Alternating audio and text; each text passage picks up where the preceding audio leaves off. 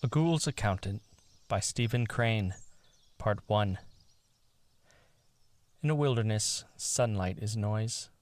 Darkness is a great, tremendous silence, accented by small and distant sounds. The music of the wind in the trees is songs of loneliness, hymns of abandonment, and lays of the absence of things congenial and alive. Once, a campfire lay dying in a fit of temper. A few weak flames struggled cholerically among the burned-out logs. Beneath, a mass of angry red coals glowered and hated the world. Some hemlocks sighed and sung, and a wind purred in the grass. The moon was looking through the locked branches at 4 imperturbable bundles of blankets which lay near the agonized campfire. The fire groaned in its last throes, but the bundles made no sign. Off in the gloomy unknown, a foot fell upon a twig.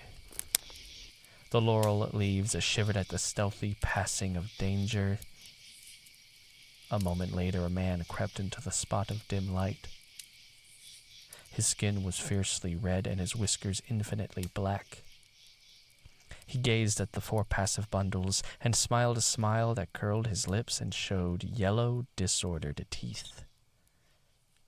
The campfire threw up 2 lurid arms and, quivering, expired. The voices of the trees grew hoarse and frightened. The bundles were stolid. The intruder stepped softly nearer and looked at the bundles. One was shorter than the others. He regarded it for some time motionless. The hemlocks quivered nervously and the grass shook. The intruder slid to the short bundle and touched it.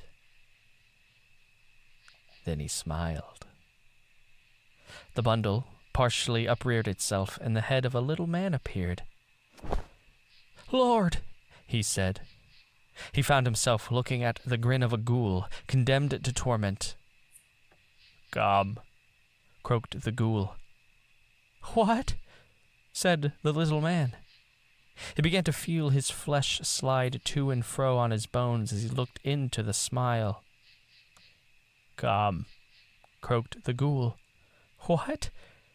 The little man whimpered. He grew gray and could not move his legs.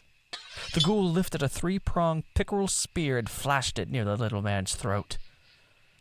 He saw menace on its points. He struggled heavily to his feet. He cast his eyes upon the remaining mummy-like bundles, but the ghoul confronted his face with the spear.